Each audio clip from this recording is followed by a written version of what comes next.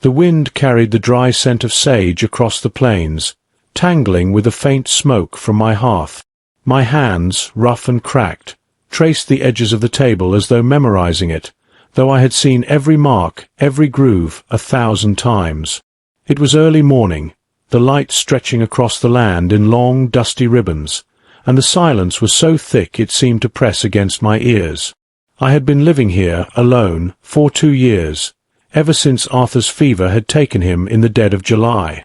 The emptiness of this house had settled into my bones, a constant companion I neither welcomed nor could shake.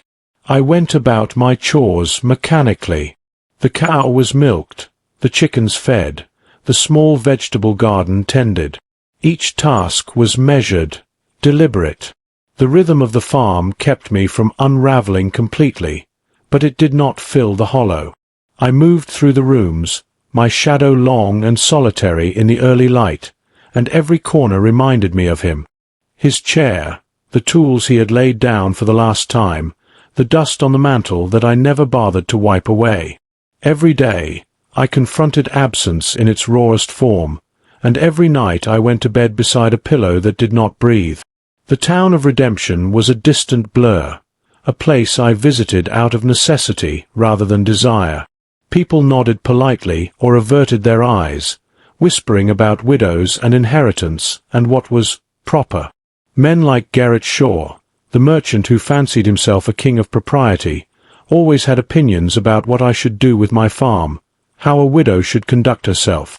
I had learned to nod politely and retreat back to the isolation that, while harsh, was honest.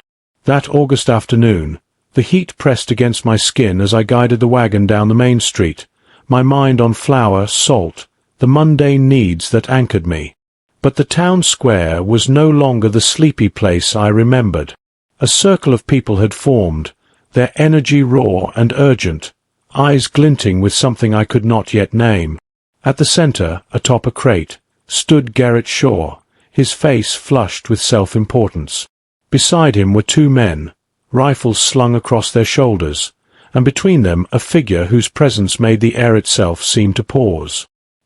He was tall, impossibly strong, and shrouded in burlap, the coarse fabric tied tightly around his head. Rope bound his hands and shackled his feet. He did not move, did not flinch as the crowd jeered, a living statue of constrained power. Garrett's voice boomed over the murmurs.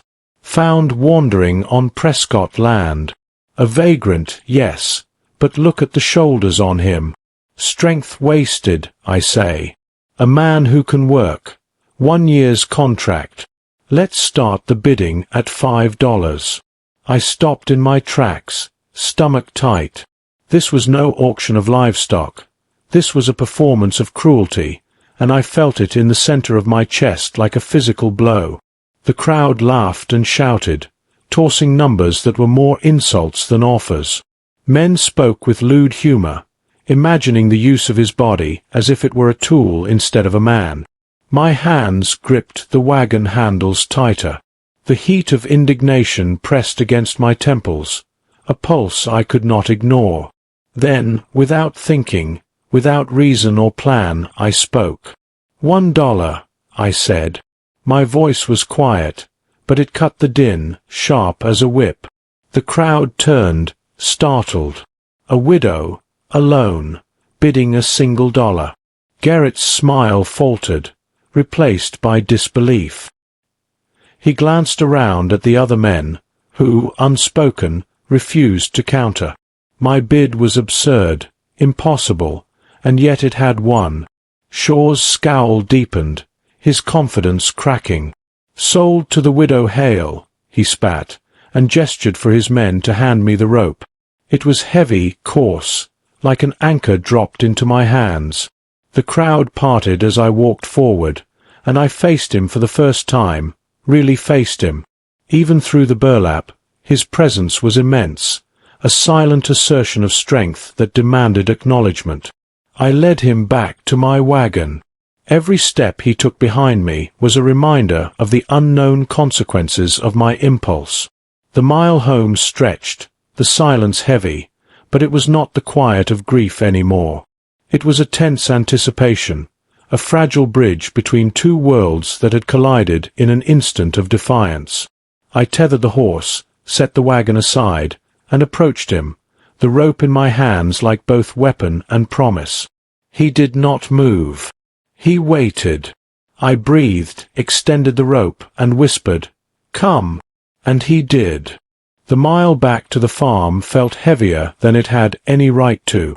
The sun was a molten disk sinking toward the horizon, casting the land in a bruised orange glow. Dust swirled around the wheels of the wagon, clinging to my skirts and the coarse ropes I held, but it did nothing to distract me from the presence behind me. He sat silent, unmoving, a shadow even darker than the one the wagon cast on the dirt road. Each clink of the shackles against the wood was a reminder of the chain between him and freedom, and between me and the life I thought I understood. I tried to focus on the familiar landmarks, the curve of the creek, the rise of the North Hill, but everything looked different. The horizon seemed sharper, the shadows longer, as if the land itself recognized the tension between us. And perhaps it did. Perhaps the plains, vast and unyielding, sensed the intrusion of cruelty and defiance in equal measure. I could feel my pulse in my throat, a steady, urgent rhythm that matched the rattle of the wagon wheels. When we reached the farm, the familiar sight of the small homestead brought no comfort. The house, with its chipped white paint and sagging roof, felt alien under the weight of the day's events. I tethered the horse to the post, each movement deliberate, trying to contain the storm inside me.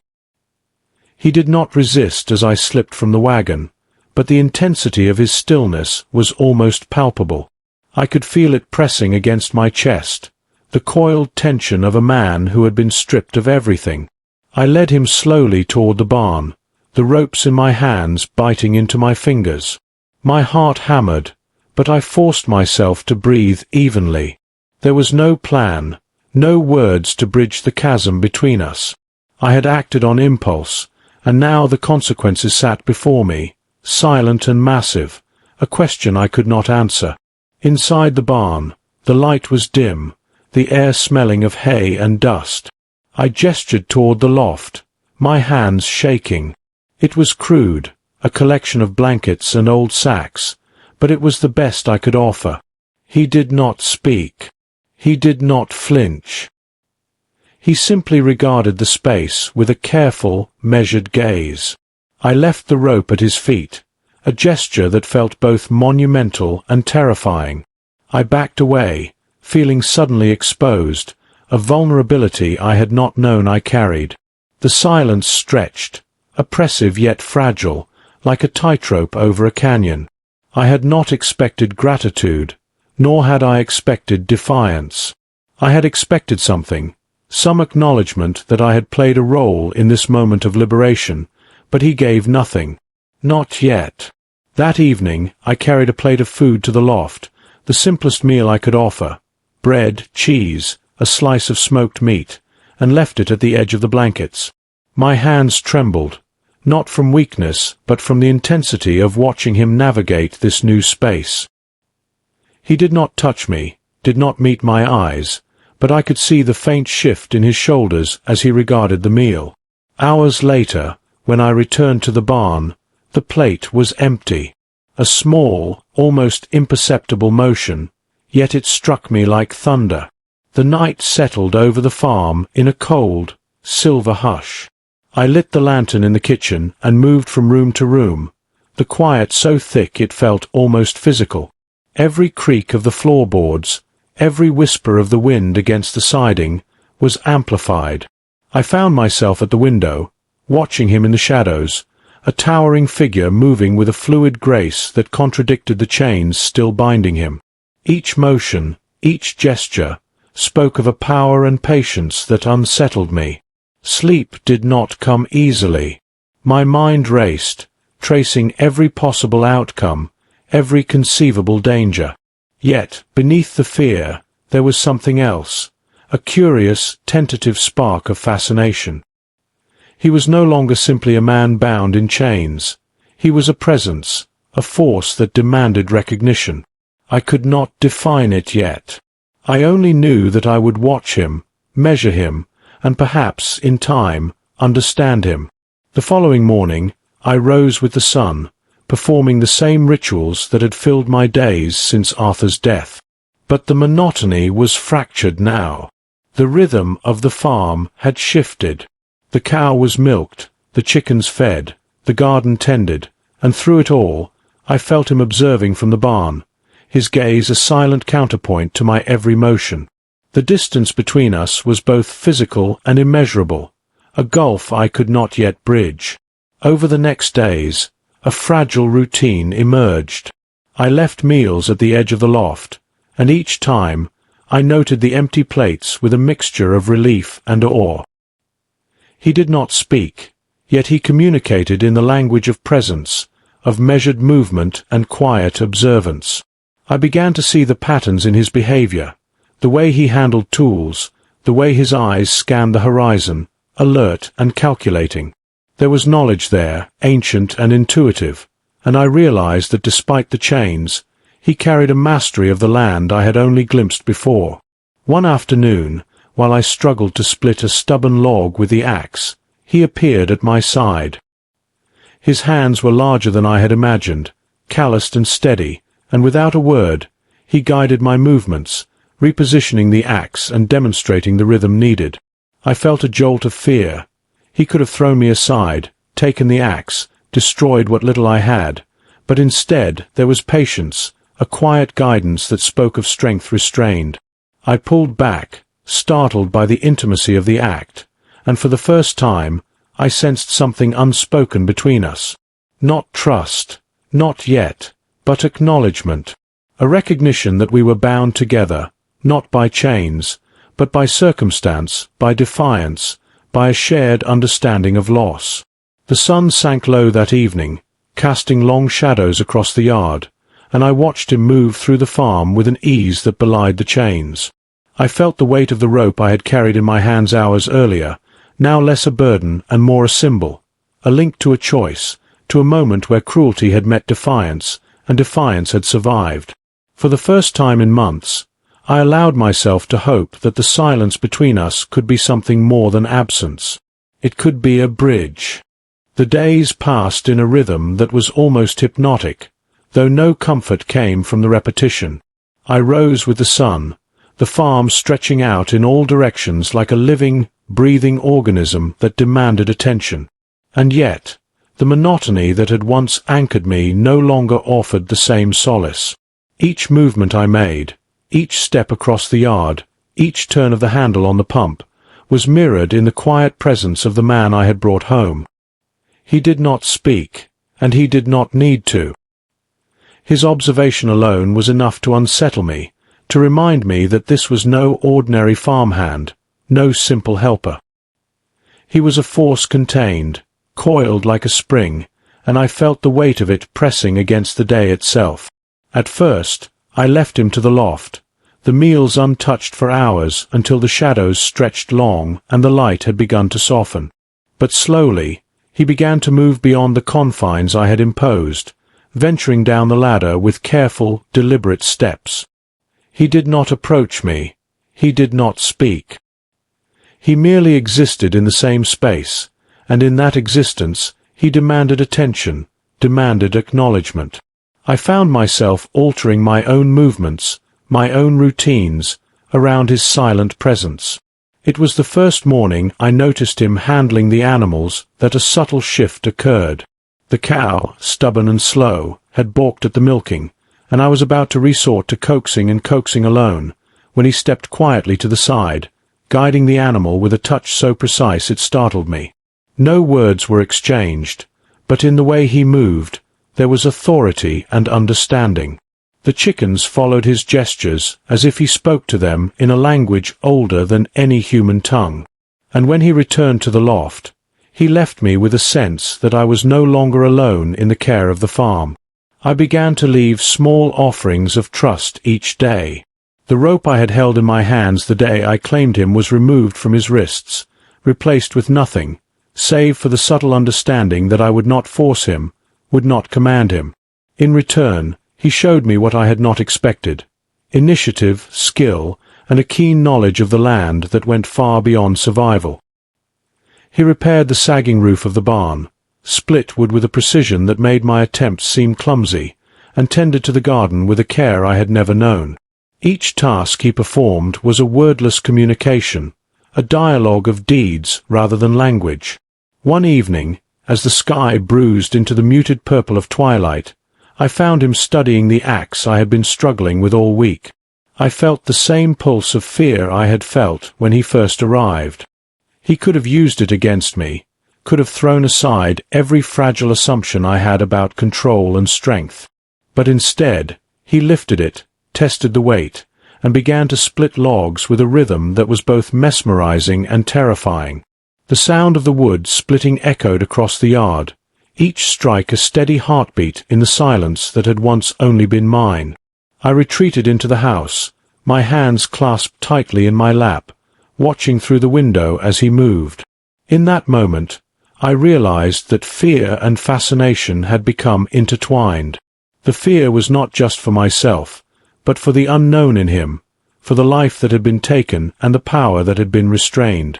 Yet fascination bloomed, quiet and insistent, like a seed breaking through hardened soil. I could see the meticulous way he aligned each log, the deliberate pace, the measured force. Each action was a lesson in patience, in strength tempered by restraint. By the third day, the rhythm of our coexistence began to solidify. Meals were left outside the loft, always empty by the time I returned.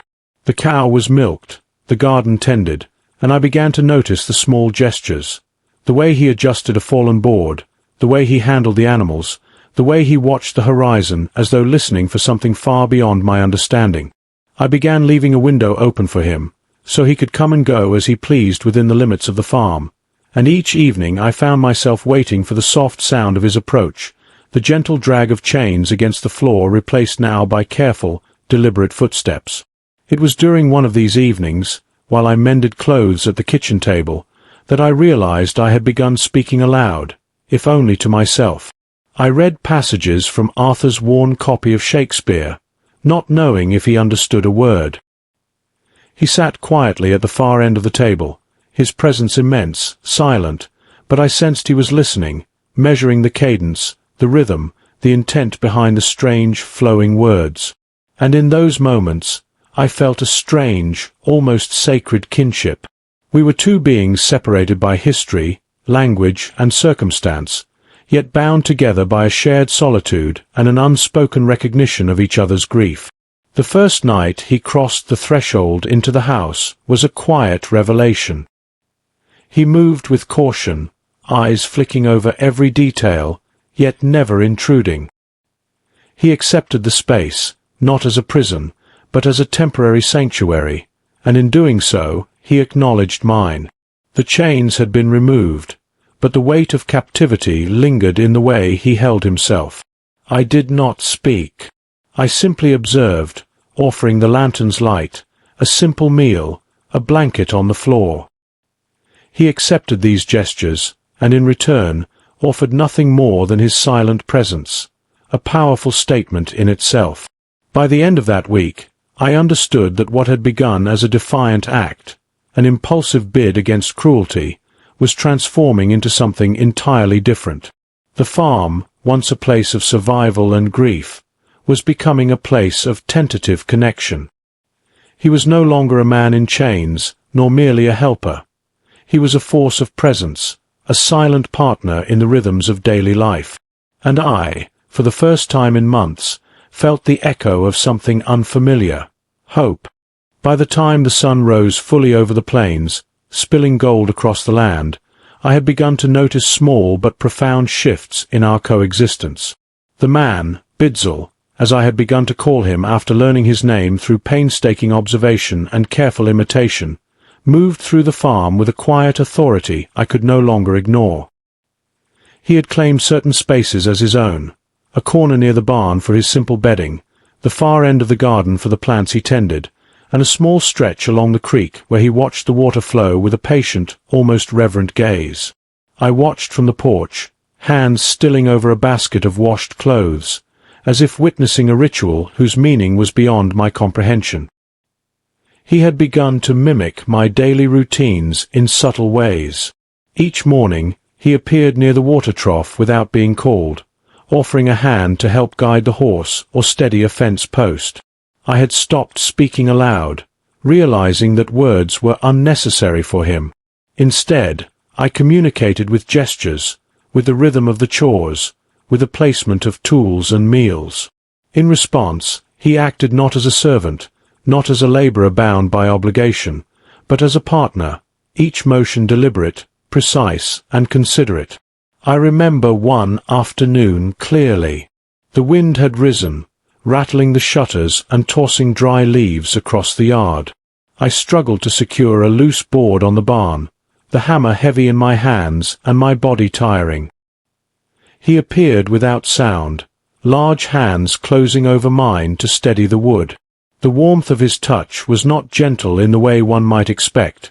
It was firm, steady, and assured. I felt the pulse of strength in his arms, the confidence of someone who had survived far harsher trials than securing a barn board in a prairie wind. I recoiled slightly, startled by the intimacy of the act, yet beneath the surprise there was gratitude and a growing, unspoken understanding. We began to settle into a rhythm that was almost unspoken. Meals were placed on the table, side by side, our silence no longer a barrier but a fragile bridge. I could sense him studying the patterns of the farm, noticing what I overlooked, anticipating what I would need. He began to move with an ease and fluidity that suggested a lifetime of survival, and I began to leave him small tasks without instruction, each one a test of trust. In turn, he completed them with quiet diligence, never asking for approval, never asserting dominance. One evening, as the sun bled into shades of deep rose and purple, I found him sitting near the creek, his reflection fractured in the water's slow current. I approached quietly, hesitant to intrude, but he did not move. Instead, he simply observed the ripples, the movement of the water over stones, as if studying its language. I knelt nearby, my fingers brushing against the soil, mimicking his stillness. For the first time, there was a moment of shared peace, a tacit acknowledgement that we were no longer two strangers bound by circumstance, but two beings quietly navigating a fragile trust. The sound of his breathing became familiar, a steady counterpoint to my own, and I began to recognize the subtleties of his presence. The way his shoulders relaxed when he was comfortable, the small nods of acknowledgement when he completed a task, the careful way he avoided making the animals uneasy. It was a language of presence, of observation, of deeds rather than words, and in it I began to understand him more than any spoken conversation could convey.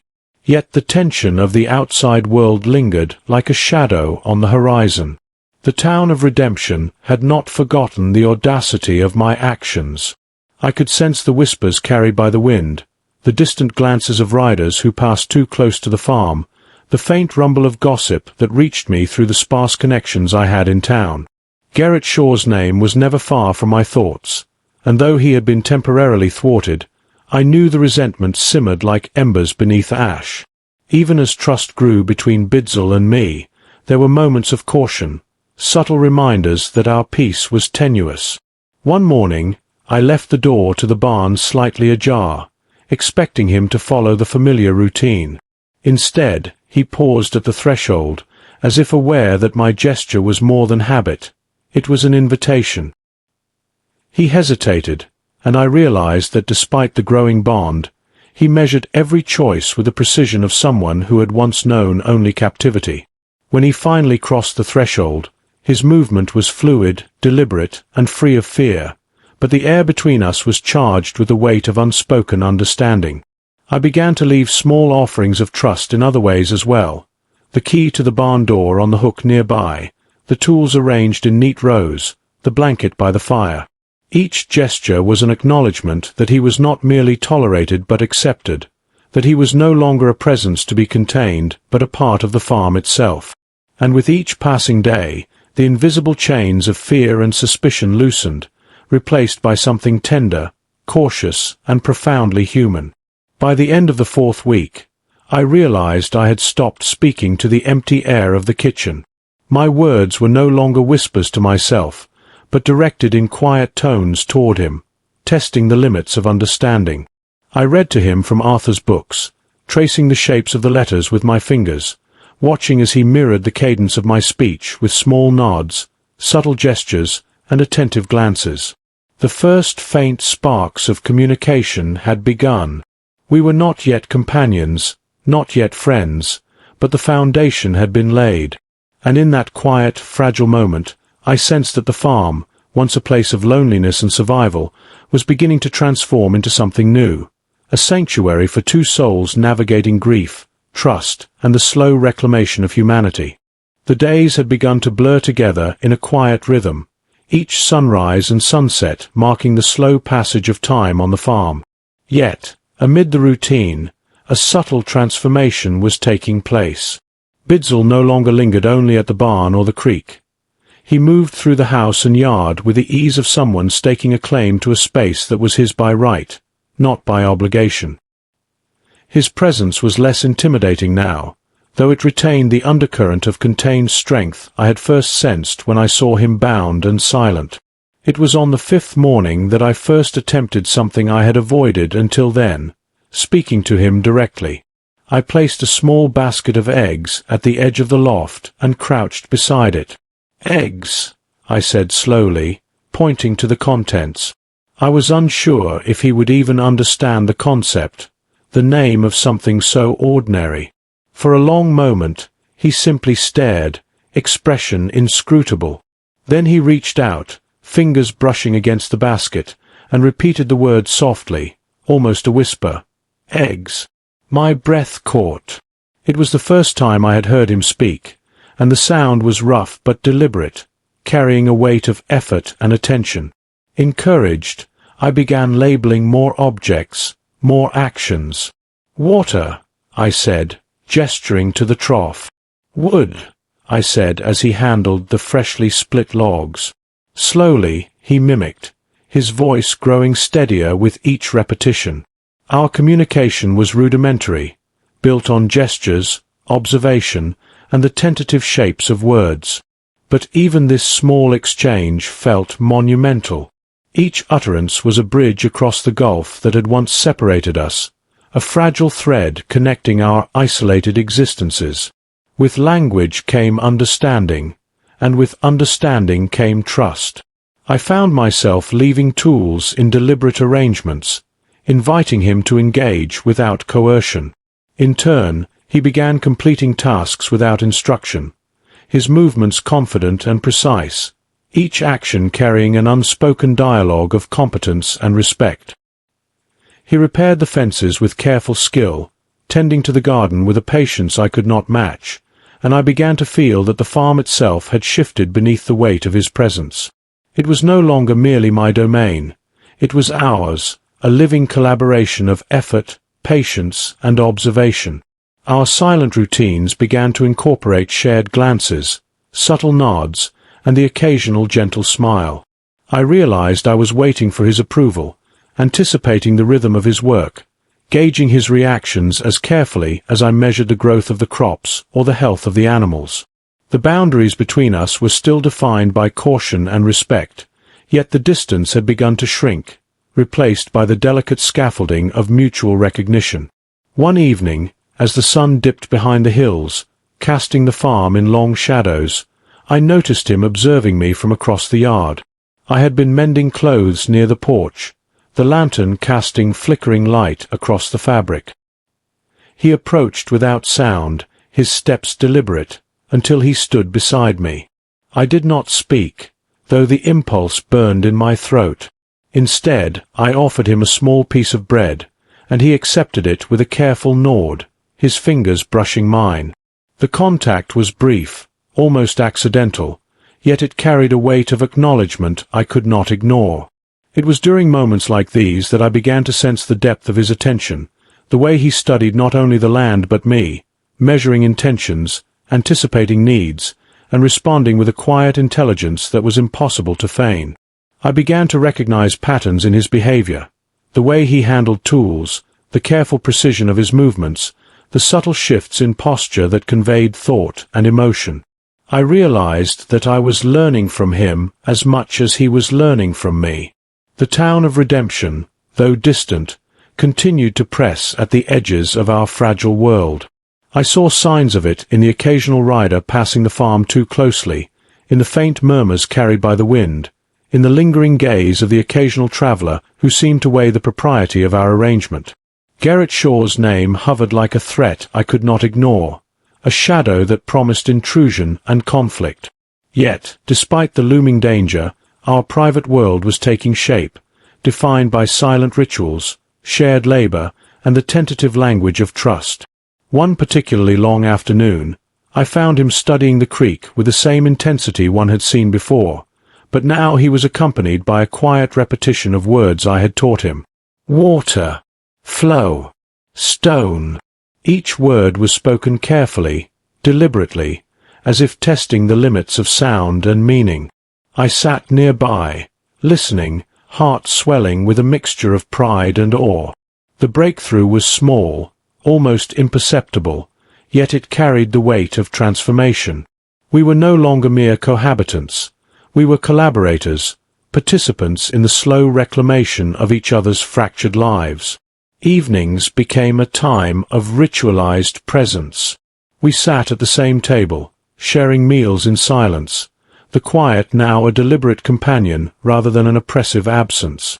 I read aloud, tracing letters with my fingers, and he listened, repeating words, experimenting with sounds, testing the boundaries of comprehension and speech.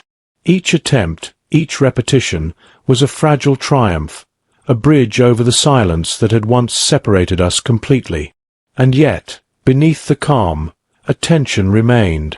The outside world had not forgiven the audacity of my actions, and the farm, however transformed, was still an island in a sea of scrutiny and potential danger. I knew that the town's hostility could reach us at any time, that Garrett Shaw or some other enforcer of social order could come with threats, with intimidation, with the intent to reclaim what they believed should never have left their control. But in those quiet moments, in the soft murmurs of repeated words, in the careful alignment of logs and the measured care of animals, I began to believe that we could withstand it. Not through confrontation, but through the strength that grew quietly between us, a bond forged not in speech, not in laws or contracts, but in shared effort, in recognition, and in the unspoken understanding that each of us had found in the other a measure of salvation. The days stretched on, and I watched as Bidzell began to take ownership of the land, not as a servant, not as a captive, but as a participant, a partner, and I realized with a quiet shock, a kindred soul. I was teaching him words, yes, but he was teaching me something far greater, the patience to rebuild, the courage to trust, and the knowledge that resilience could take many forms, even in the face of loneliness and danger. The weeks passed in a rhythm both comforting and strange.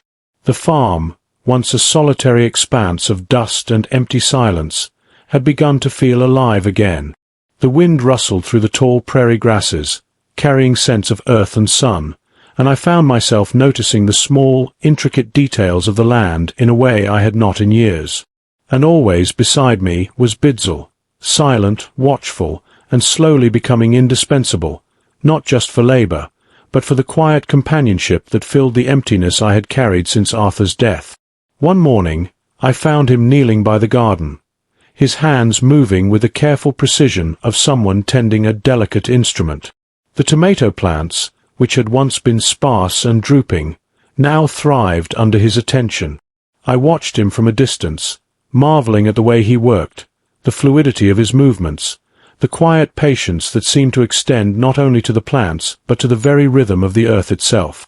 I carried a basket of freshly washed clothes toward him, careful not to startle, and he looked up, his dark eyes meeting mine briefly before returning to the task at hand.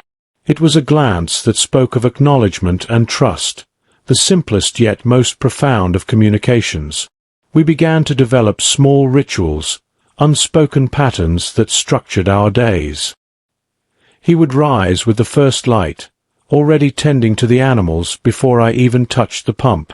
I would follow, performing my own chores, but always with the sense that he was observing, anticipating, adjusting without words. By mid-morning, we were often side by side, splitting wood, mending fences, or planting seeds, our actions synchronized in a way that felt natural, almost instinctive. And in these moments, the silence between us was no longer oppressive. It was a shared space, a quiet bond growing stronger with every measured movement. It was during one of these afternoons, with the sun high and the air thick with the scent of dust and fresh soil, that I first noticed a flicker of what could only be described as playfulness.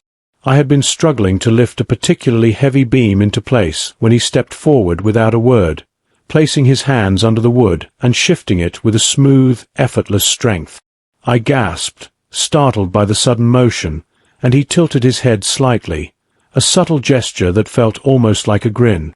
In response, I laughed softly, a sound that had become rare in the months since Arthur's death, and he repeated the tilt of his head, almost as if mirroring my reaction. It was a brief, fragile moment, but it carried with it a sense of shared humanity, a recognition that we were not merely coexisting but beginning to live together. As the days wore on, our understanding of each other deepened.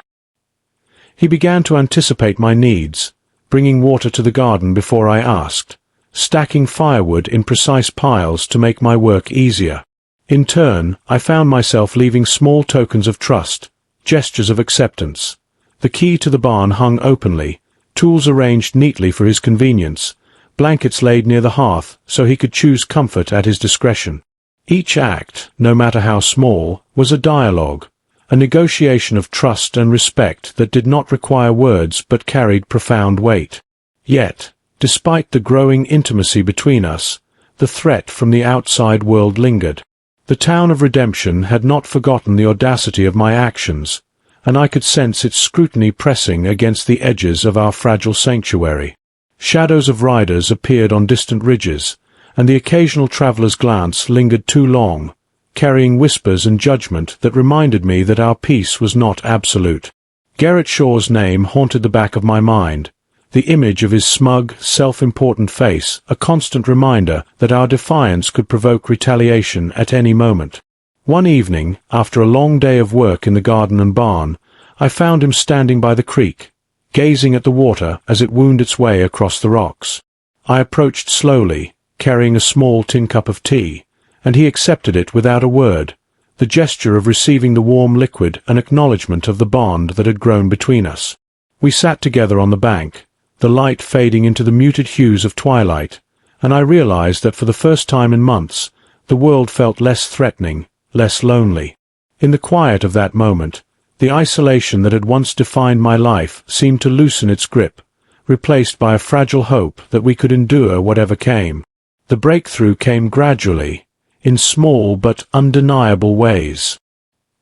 He began to experiment with words, repeating them softly, testing the limits of sound and comprehension. I encouraged him, patient and deliberate, tracing the letters in the dirt, pointing to objects, naming the elements of the farm. And he responded, slowly at first, then with increasing confidence, each syllable a bridge across the silence that had once separated us entirely. Our communication remained basic, but it was enough to convey intention, emotion, and understanding. Evenings became a time of shared presence.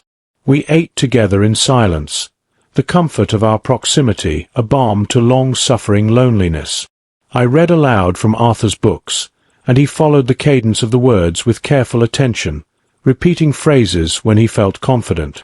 Each attempt was a small triumph, a testament to patience and trust, and with each our bond strengthened, becoming less about survival and more about companionship, about shared life and mutual recognition. Yet, beneath the calm of routine, the tension of the world beyond the farm persisted. I knew it would not be long before someone came, driven by prejudice or ambition, to challenge the delicate balance we had created. The thought was a shadow, constant and unyielding, yet it also solidified my resolve. I would not allow the farm, or the fragile trust we had built, to be violated. Not by strangers, not by the town, and certainly not by Garrett Shaw. And so, amid the quiet rhythm of daily work and the slow bloom of understanding, I felt something I had not in a long time, a sense of purpose beyond mere survival, a glimmer of connection that promised endurance, companionship, and perhaps, if fate allowed, a future where grief no longer dictated every motion, every breath. Bidzl had become more than a presence. He was a partner, a witness, a force that had begun to reclaim not only the farm but also the fractured pieces of my own heart. The morning arrived with an unusual sharpness, the wind cutting across the plains in stinging gusts that carried dust and the faint scent of smoke. I had been tending to the chickens, gathering eggs with the habitual care I had developed, when I noticed the sound first. Hooves striking the hard-packed earth, approaching fast, and too many of them to be just travelers or neighboring ranchers. My chest tightened, the familiar pulse of fear rising in my veins. Bidzl appeared silently behind me, as if drawn by the same instinct that made my heart beat faster. I did not have to speak. He understood the tension in the air, the way the wind carried more than just dust, but the promise of confrontation. I felt the weight of his presence, the steady reassurance that he would not falter, even if I did. Together we moved toward the house, my hands fumbling with the latch of the door, his steps deliberate, powerful, measured. The riders appeared on the ridge moments later, a small but unmistakably organized group, led by none other than Garrett Shaw. His familiar smirk was there, the same that had haunted my thoughts for weeks, his expression a calculated mask of authority and insult. He rode with an air of entitlement, as if the land itself, and everyone upon it, were his to command. Behind him, 4 other men followed, rifles slung across their saddles, eyes sharp and unyielding. Bidzl stepped forward, silent, his towering presence a stark contrast to my small frame. I felt a surge of both pride and fear. He was my ally, but he was also unpredictable, and I could not know what instincts might guide him should the situation escalate. I raised my chin, forcing calm into my voice, though it trembled slightly as I spoke. "This is my property. Leave." Shaw's laugh carried across the wind, harsh and dismissive. "Your property," he said, voice dripping with derision. "This man belongs in town. We've heard the whispers. Widow Hale. People are talking. You cannot keep him here." I felt the familiar sting of their judgment, the oppressive weight of town gossip, but I did not back down. Bidzl shifted slightly, placing himself between me and the approaching riders. His posture was firm, unyielding, the subtle tension in his muscles suggesting readiness without aggression. I watched him, the way he measured every movement, and I knew he would not strike without cause, but I also knew he would not allow intrusion lightly. The mere presence of his strength was a deterrent, a silent declaration that the farm was no longer mine alone to defend. It was ours, and we would defend it together. Shaw dismounted, slamming his boot into the dirt with theatrical aggression. "You are a disgrace," he spat. "A woman living with a savage, refusing to follow the rules of society. I will not stand by and allow it. Hand him over, or face the consequences." I could feel the undercurrent of threat, the implicit promise of violence if I did not comply. My hands itched for the rifle, but I forced my composure, my voice steady as I spoke. "He is not a prisoner. He is free, and he works on this land by choice." The tension hung in the air like static electricity. I could hear the wind whipping through the grasses, the faint clink of Bidzl's chains at his ankles, a reminder of his past, a tether to the injustice we had both fought to escape. Shaw's face darkened, the amusement replaced by a simmering anger. "You cannot defy me, Widow Hale. You will regret this." His words were sharp, deliberate, meant to wound, to assert dominance. Bidzl did not speak. He did not flinch. He merely stepped closer to me, his gaze unwavering, his body a solid wall of presence and assurance. In that moment, I realized the depth of what we had built, a silent, unspoken trust forged in labor, in shared solitude, in the understanding that each of us had found in the other something worth defending. The strength in him was more than physical. It was moral, steadfast, unyielding, and it bolstered the courage I had feared I no longer possessed. I felt the rifle's weight across my arms, a cold, tangible reminder of the control I could assert if words failed.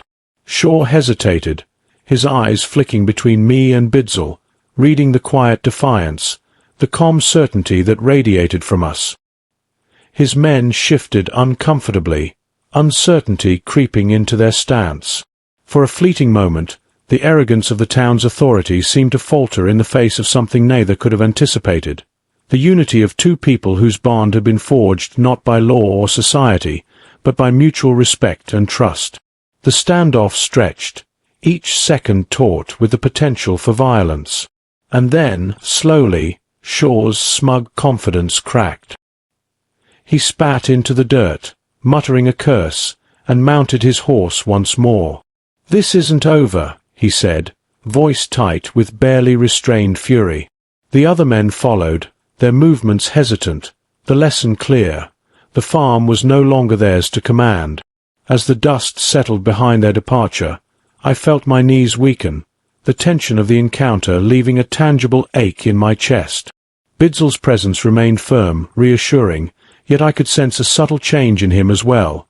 The remnants of readiness, the quiet reminder that the world outside the farm was still hostile, still dangerous. I lowered the rifle slowly, my hands trembling slightly, and for the first time, I allowed myself to feel the weight of relief. The confrontation had been brief, yet it marked a turning point. The threat from redemption was no longer abstract. It was immediate, personal, and undeniable. But it also crystallized something within me.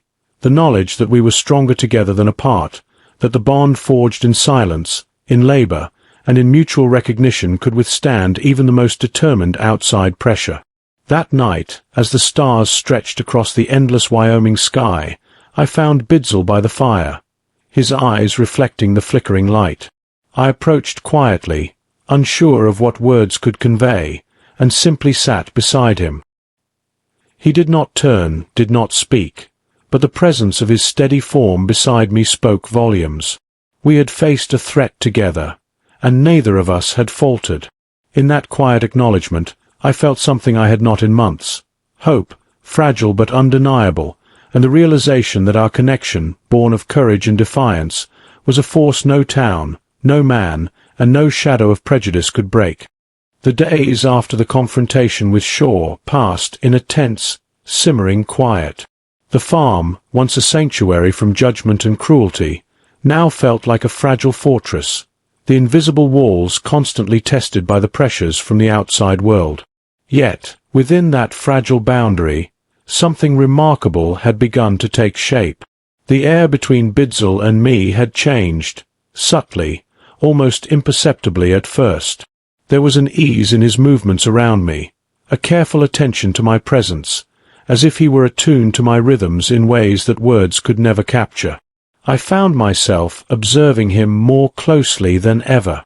The tilt of his head as he studied the garden, the slow, deliberate flex of his hands as he carried water, the small, careful gestures that indicated thought and care.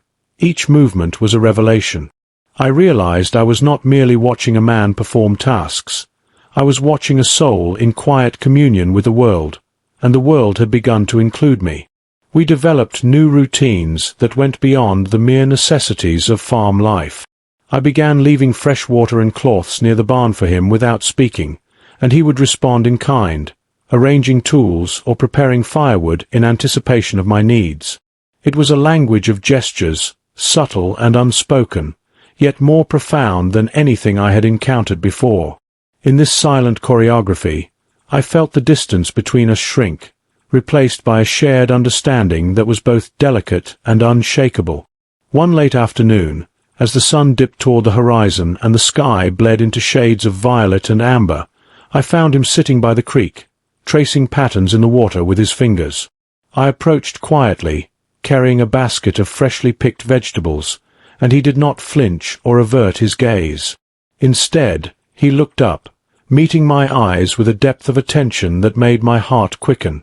I sat beside him on the bank, careful not to disturb the fragile peace, and we remained in silence, the soft babble of the creek the only sound between us.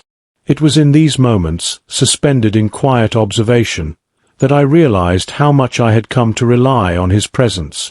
The oppressive loneliness that had once defined my days had begun to lift, replaced by a sense of connection that I had thought impossible.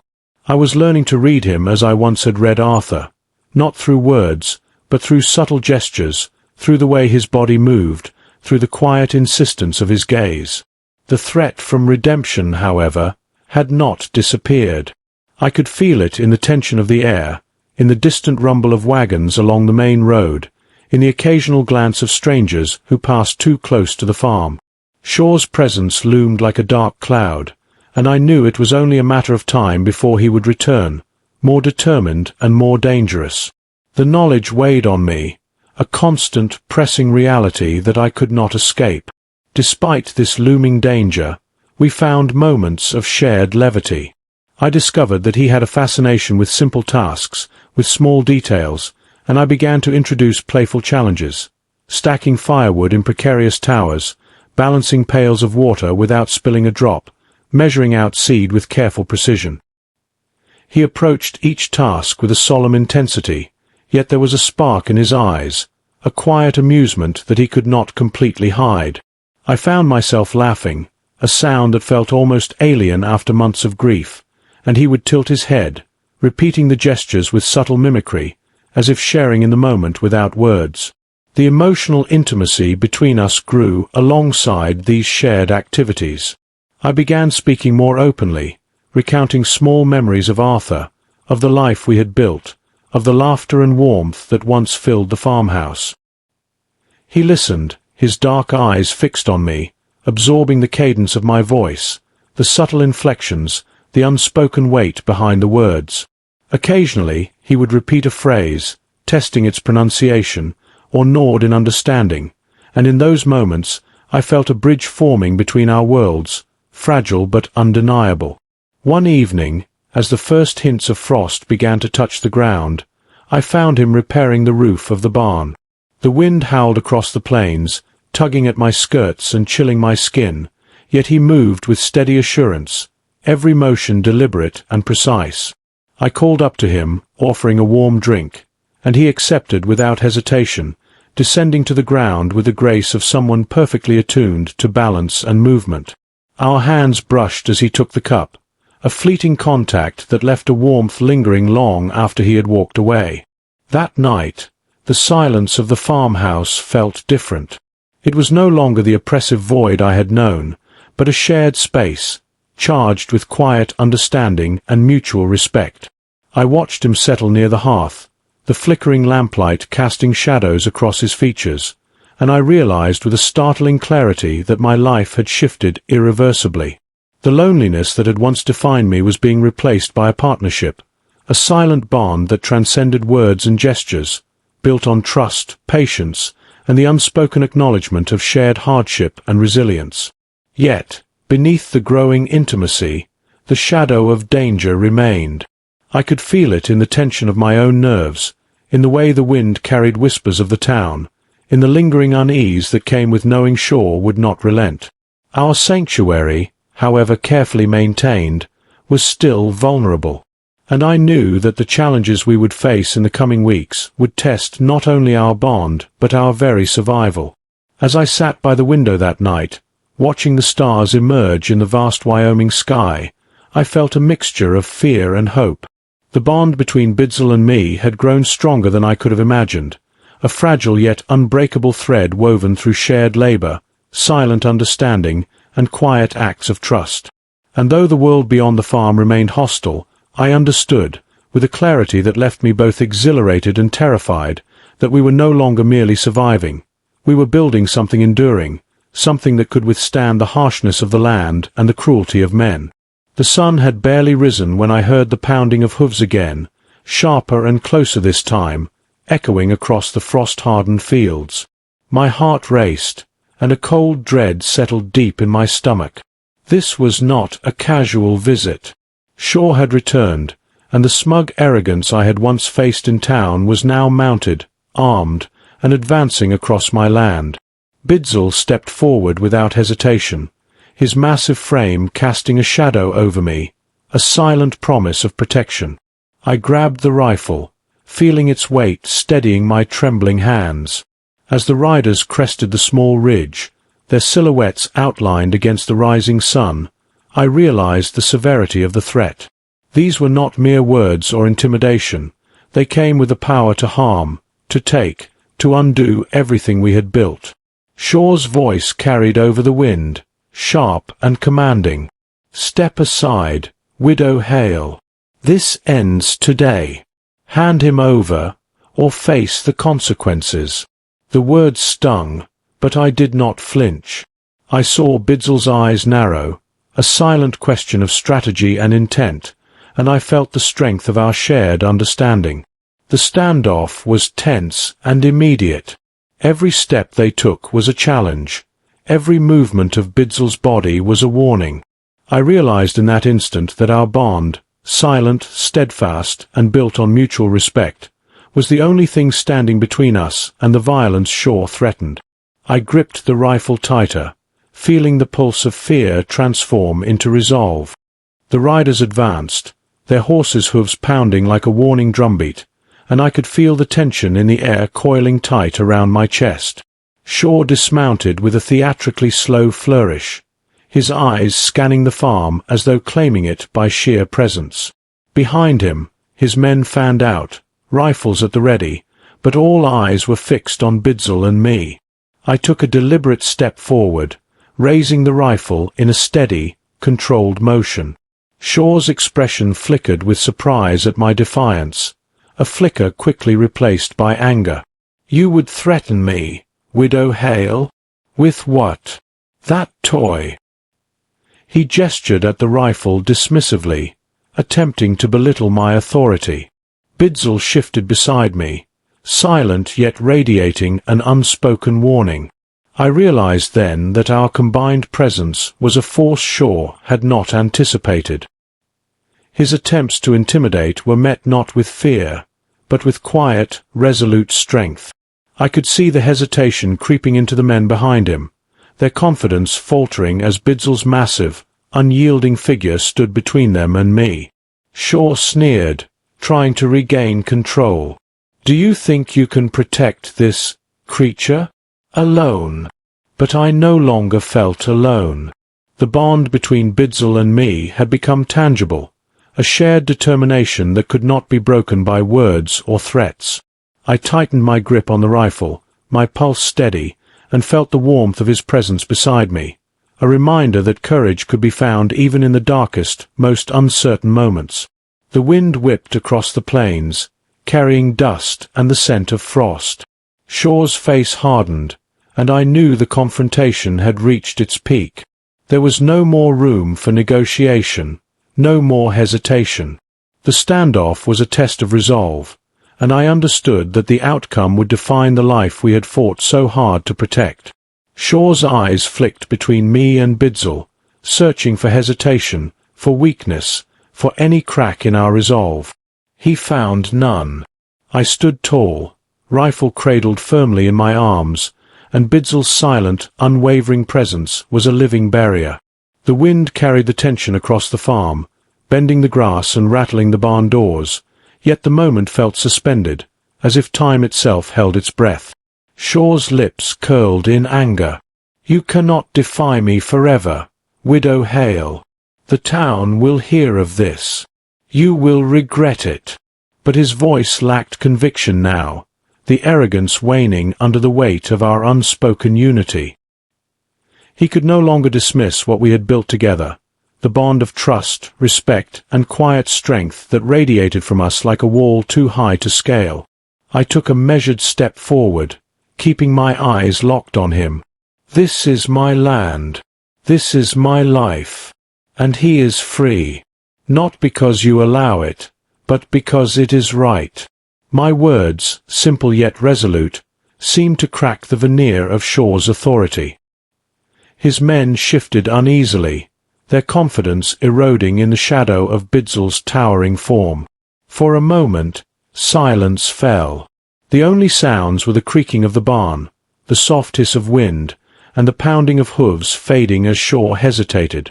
Then, slowly, deliberately, he mounted his horse. He spat into the dirt, muttering curses under his breath, and signaled his men to follow. The retreat was begrudging, laced with the sting of humiliation. As they disappeared over the ridge, the oppressive tension lifted, leaving a heavy, exhilarating quiet in its place. I lowered the rifle, feeling my hands tremble with exhaustion and relief. Bidzell stepped closer, and for the first time, he did not maintain the same careful distance. His dark eyes held a softness, a quiet acknowledgment of the trust and courage that had been required to stand against them together.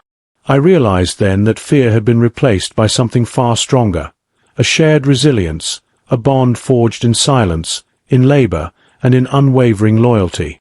That evening, the farm felt transformed. The wind had settled, the sky softened into shades of twilight, and the fields seemed almost to breathe a sigh of release. Bidzell moved about the chores with ease, his presence no longer a reminder of danger but of partnership. I watched him, feeling a warmth in my chest that had nothing to do with the hearth's glow. For the first time in months, I felt whole. The grief that had once anchored me to solitude had given way to connection, and in that connection I discovered courage, hope, and quiet joy. The farm was no longer a place of mere survival. It was a home, built on trust, respect, and the unspoken love that had blossomed between two souls who had been tested by loss, hardship, and the cruelty of the world beyond their boundaries. As night fell and the stars blanketed the Wyoming sky, I sat beside Bidzell by the fire. His hand found mine, large and warm, a simple gesture that spoke volumes. We did not need words. We never had. In the silence of the night, surrounded by the land we had claimed and protected together, I realized that our story, born of defiance, compassion, and courage, was far from ordinary. We had survived the world's cruelty, faced our fears, and found in each other a bond that no threat could sever. And in that quiet, resilient peace, I knew one thing with absolute certainty. I was no longer just a widow of loss. I was a woman who had reclaimed her life, her strength, and her heart, and beside me stood a man who was no longer bound by chains, but bound to her, to this land, and to a shared future that neither of us would ever relinquish. The wind whispered across the plains, gentle and approving, as if the land itself had acknowledged the victory we had forged, together.